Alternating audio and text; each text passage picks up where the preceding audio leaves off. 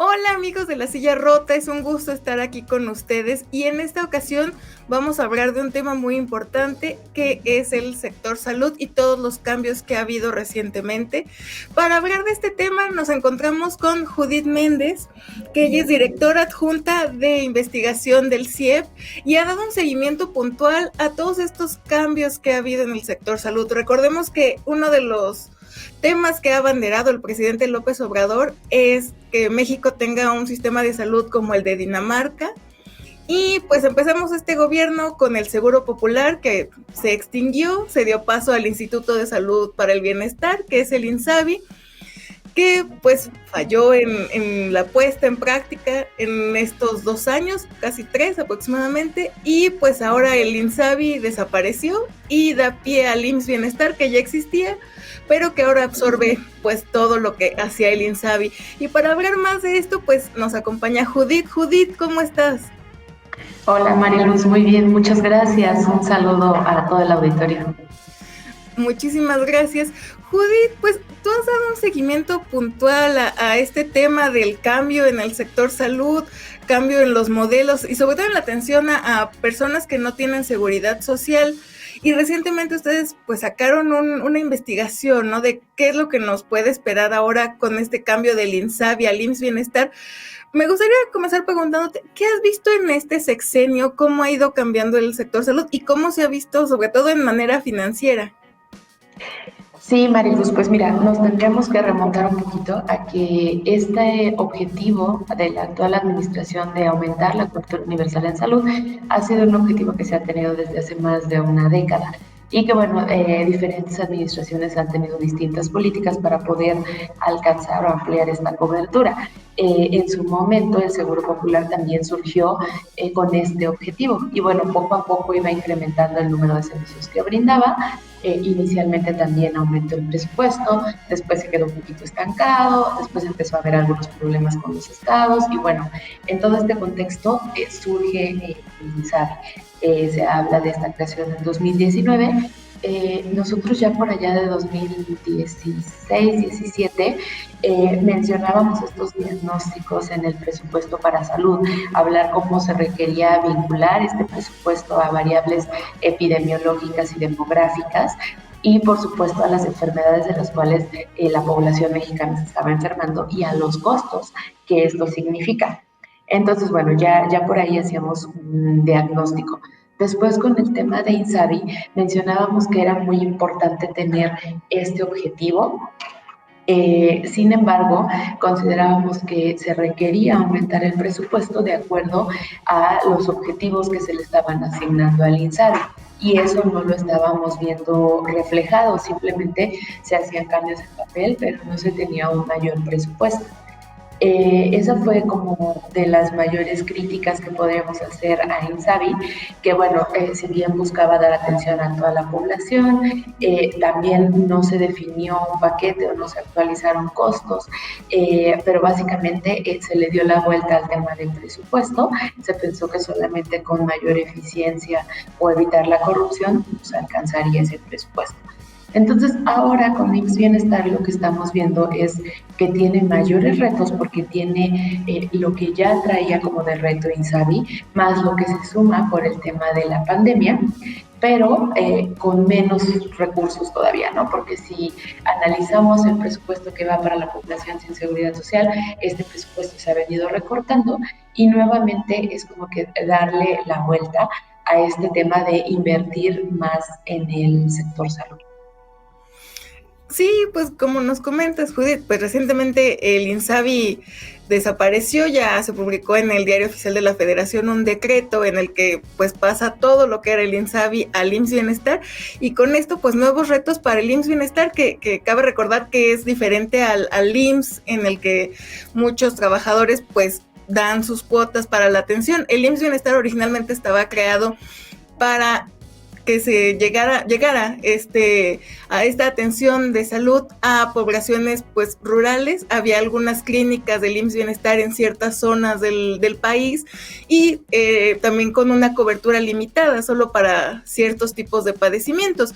Y ahora pues el reto es justamente ampliar esa atención a todo el país, o por lo menos a casi todos los estados, y pues ampliar también la cobertura, ¿no, Judith? Y ahí es donde está el meollo del asunto, porque es lo que ustedes nos comentaban, ¿no? Cómo pues implica un reto económico, implica un reto de atención. ¿Cómo lo ven ustedes desde el CIEP, Judith? Sí, pues definitivamente implica un reto porque necesitas o estás buscando llegar a más población de la que actualmente cubres. Y bueno, si solamente tomamos bienestar, pues el pico es mayor, pero digamos de la población que estaba cubierta a llegar al total de la población, pues también tienes un reto importante. Ahora, lo que tú mencionas es un punto creo que de los más relevantes también, hablar de esta diferencia de paquetes, o sea, dejar claro que el programa IMSS Bienestar o los servicios que incluye no son los mismos que atiende actualmente el IMSS ordinario, con todas los puntos buenos y las carencias que pudiera tener, ¿no? Sabemos de las listas de espera, de la falta de recursos físicos, ¿no? Entonces, digamos, con todo eso, aún así, el paquete de IMSS Bienestar es muy diferente al paquete del IMSS ordinario. Ya comentabas ahí, IMSS Bienestar surgió pues alrededor de los años 80 para poder dar atención, pero atención primaria, es decir, estas intervenciones más básicas, vacunas, exámenes para la población que estaba en las zonas más marginadas. Entonces, en este sentido es que pues el paquete de atención era mucho más limitado y necesitamos mayores recursos y lo que se está pensando es que se amplíe no solo al paquete que tenía INSABI, sino al IMSS. Nada más como por darte una idea, el número de intervenciones de lo que era el programa IMSS Bienestar era 50 intervenciones. INSABI y Seguro Popular llegaban alrededor de 2,000 y el IMSS ordinario llega hasta 8,000 en un tipo de clasificación de enfermedades. Entonces, de ese tamaño tendría que ser, o sea, el reto es si estamos hablando de poder brindar estos servicios a toda la población. Judith, digo que la pregunta del millón es, ¿le alcanza al IMSS Bienestar con los recursos que tiene para absorber todo lo que estaba haciendo el INSABI y que hacía hace años el Seguro Popular? No le alcanza porque necesitaría duplicar sus recursos. O sea, no le alcanza ahorita con lo que tiene para poder ni siquiera, nivelar a esa atención que daba INSABI o Seguro Popular. Bueno, INSABI tendremos estas dudas porque no tenemos ni siquiera datos, faltaron muchos reportes en cuanto al número de casos atendidos, etcétera, etcétera. Lo que vimos en términos presupuestarios también fue que bajó, aumenta gasto de bolsillo, baja la atención. Entonces, para poder nivelar, le falta este presupuesto, e incluso si habláramos de un primer acercamiento del IMSS Bienestar al IMSS ordinario, necesitaría duplicar el presupuesto que actualmente destina, de nuevo manteniendo todavía las limitantes que tendría el instituto, ¿no? Porque si actualmente con lo que ya tiene maneja una tasa de atención del 40-50%, es decir, solo la mitad de la población que tiene alguna necesidad de salud y tiene afiliación al IMSS, efectivamente se atienden ahí. Entonces, sería todavía más carga y más presión para el instituto. Judith, en la investigación que hiciste en el CIEP, pues mencionan que se tendría que aumentar al menos 1% del PIB, ¿no? El presupuesto. ¿De cuánto estaríamos hablando para que quienes nos ven pues se den una idea de cuánto dinero implica este cambio? Sí, pues mira, en realidad estamos hablando, a grosso modo sería como 300,000 millones de pesos, por así decirlo, ¿no? Como muy, muy general, sin puntos o comas, pero alrededor de 300,000 millones de pesos. Actualmente, a veces nosotros lo expresamos en puntos del PIB porque pudiera ser un poco más fácil.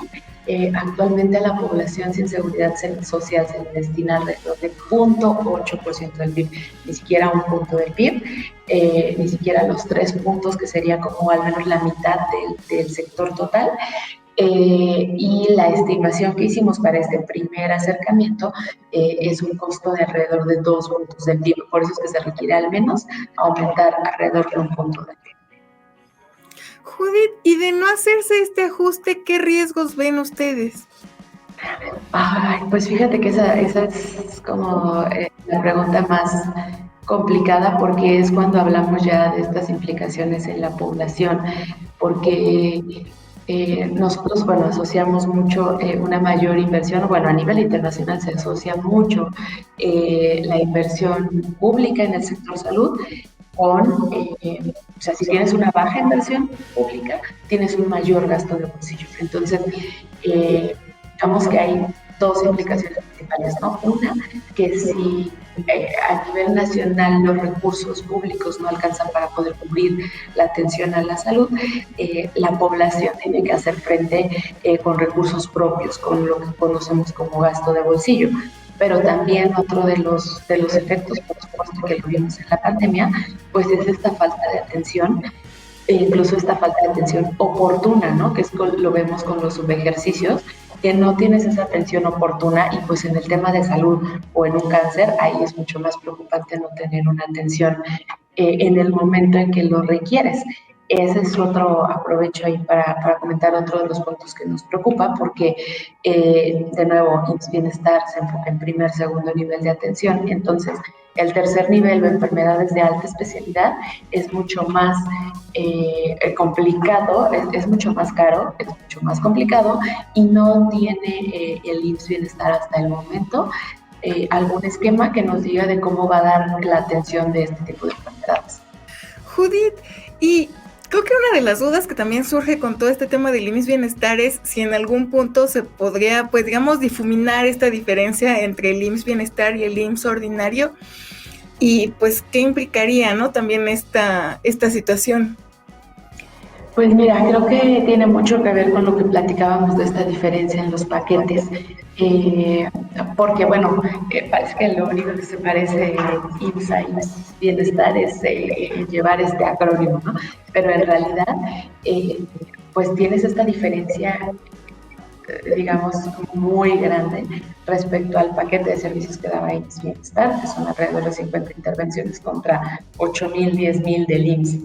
Entonces, esto nos habla de una diferencia importantísima en cuanto a la profundidad de los servicios, pero también a la capacidad que tenga en términos de recursos físicos y humanos, por ejemplo, para dar esta atención. Y de nuevo, lo que más nos preocupa es que si tú buscas hacer un salto de ese tamaño, pues es mucho más complicado que solamente con una mayor eficiencia del gasto o un evitar corrupción puedas llegar ahí. O sea, sin duda necesitas mayor inversión y es lo que en ningún momento se está planteando, aumentar los recursos. Entonces, eso es lo que nos preocupa y te digo, sobre todo en el tema de las enfermedades de alta especialidad, como son tipos de cáncer para niños y adultos, que no se tiene claro cómo se van a estar financiando y que ya se están tomando los recursos que existían en el Fondo de Salud. Claro, que la otra vez platicábamos también sobre esto del Fondo de Gastos Catastróficos, que ahora es el FONSABI, el Fondo de Salud para el Bienestar, y que pues bajó realmente pues una cantidad importante, ¿no? De recursos que se usaron para el INSABI y para varios fines que no quedaban tan claros.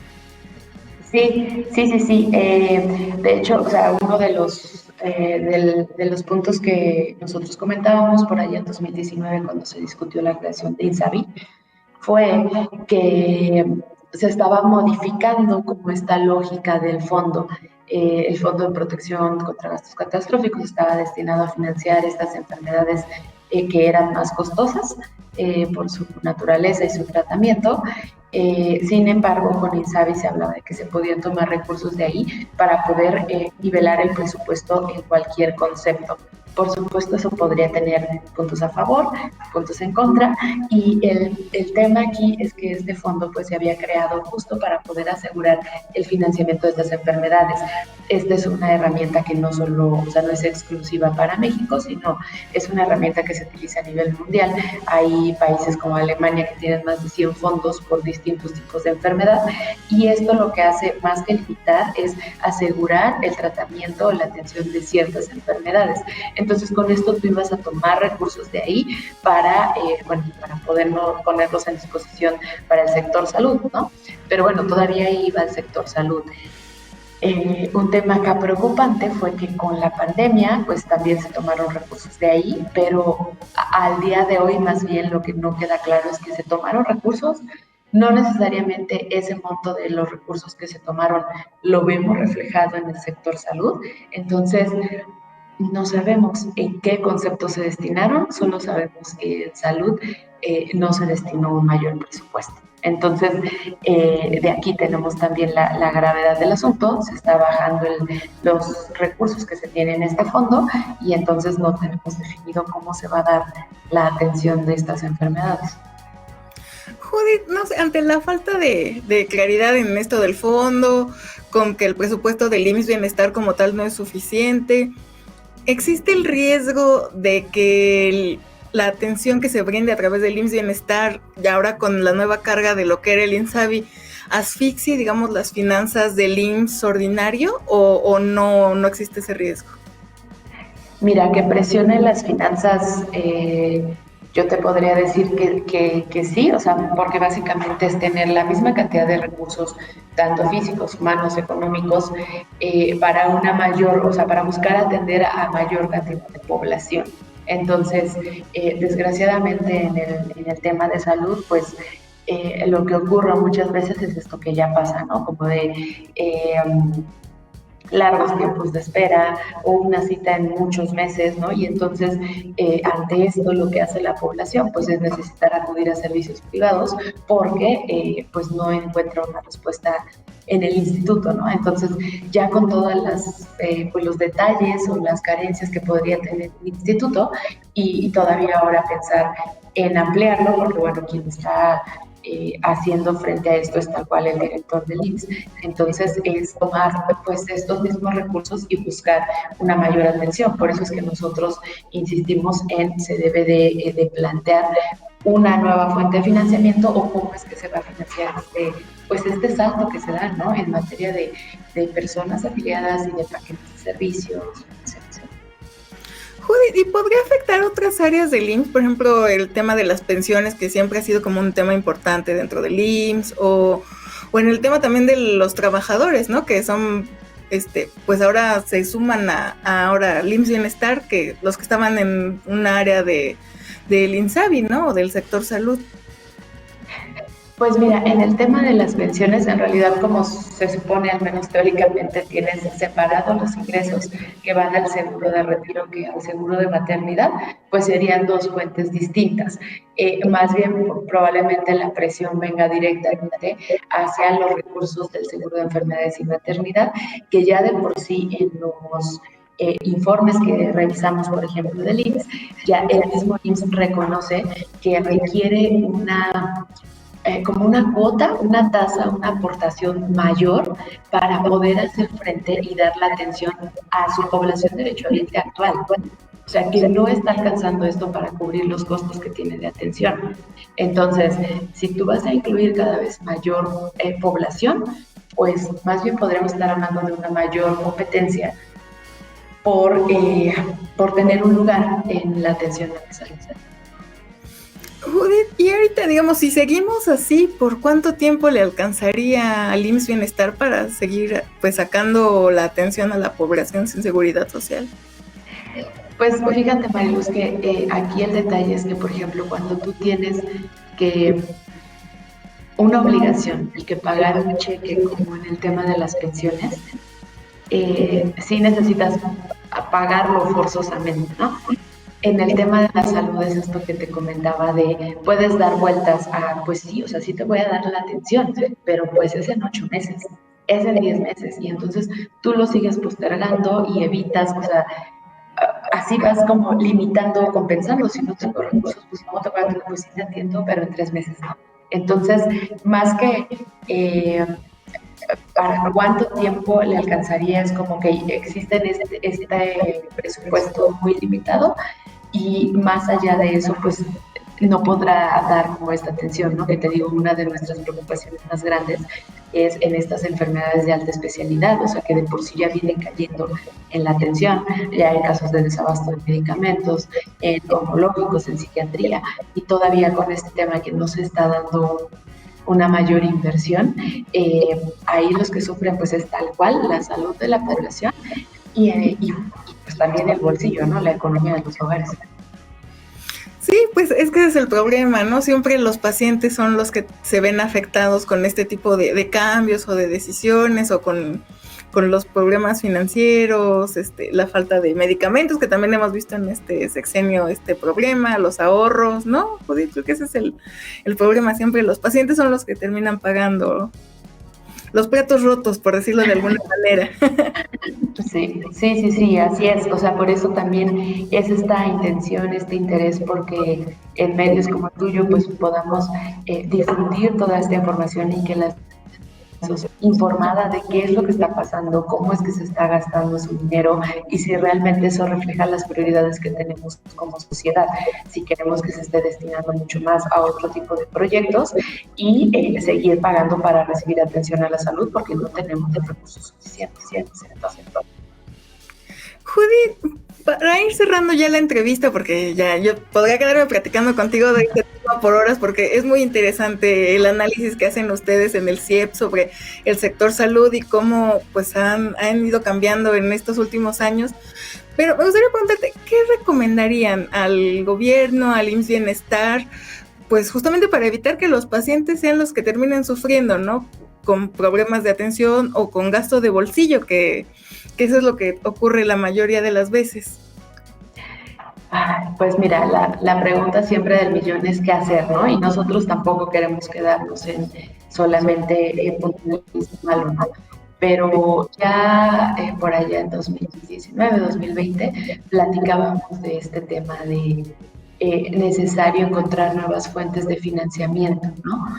Esto incluye, por supuesto, lo que se podría haber discutido en su momento de una reforma fiscal, que ya no se hizo por el alto político. O sea, mientras no busques y no logres encontrar espacio fiscal, pues, o sea, tu costo sigue siendo y lo sigues trasladando a los hogares, ¿no? Necesitas realmente plantear los cambios que también en países bueno, hace ese ajuste, pero está respaldado porque la población sabe que se va a utilizar, por ejemplo, en el sistema de salud, ¿no? Okay, todo esto va a ir dirigido al sector, pero muchas veces no sabemos hacia dónde estamos yendo, la del fondo, ¿no?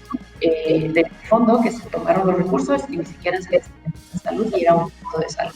Entonces, uno de los puntos es hay costos que se tienen que tomar y por eso también importancia de poder transmitir a la ciudadanía, porque si como ciudadanos no reconocemos que se está ejecutando el presupuesto con otras prioridades que no son las nuestras, pues no podemos demandar cambios, ¿no? Entonces, bueno, uno es eso, que hay costos que se tienen que asumir si queremos destinar mayores recursos al sector salud, sobre todo considerando todas las prioridades que están dentro del sistema fiscal, presión que existe por pago de pensiones, pago de deuda, etcétera, etcétera. Entonces no podemos sino hacerle un espacio para mayores recursos de salud. El otro tema que hemos mencionado, que es mínimo porque ahí la recaudación es importante, no se resuelve el problema, es vincular la recaudación de los IEPS que las con el presupuesto de salud, porque estos IEPS sí año con año en términos reales van incrementando y en el sector salud por lo que vemos son recortes, ¿no? Entonces, pues vincula para que realmente esos recursos se vayan hacia allá, pero de nuevo salen otros compromisos que tiene que tener el gobierno, se atienden estos y el sector salud se deja de lado, ¿no? Entonces, alguno de los otros puntos que mencionamos en algún momento fue, pues necesitamos estar conscientes de cuánto cuesta un sistema de salud. Entonces, mientras sigamos dándole vuelta y decimos, es que solamente hay mayor eficiencia, cuando tenemos una brecha tan grande, ni siquiera ya respecto a Dinamarca, sino a países de América Latina, dejamos de invertir lo que otros países invierten, Colombia, Costa Rica, Argentina. Entonces hay una brecha importante y por eso es tratar de difundir esto y de que como ciudadanía podamos demandar y solicitar que se invierta más en el sistema de salud, si no es que queremos pues seguir atendiéndolo con los recursos propios. Pues muchísimas gracias por la entrevista, Judith. No, muchas gracias a ti, Mariluz. Un gusto estar por acá y nada más que sepan que siempre pueden consultar los documentos. Todo es gratuito y descargable en CIEP.mx y ahí estamos al pendiente también para cualquier duda o para generar mayor discusión al respecto. Perfecto, muchísimas gracias. Y pues, mira, esperemos por el bien de todos que realmente tomen en cuenta estas consideraciones que tú nos comentas, ¿no? Porque a final de cuentas la salud es un derecho que todos tenemos y pues a todos nos beneficia que funcione bien el sistema, pero pues el problema es que a veces como que se atora ahí con los cambios que hacen. Sí, así es. Sí, muchas gracias, Mariluz. Muchas gracias, Judith. Muchas gracias, amigos de La Silla Rota.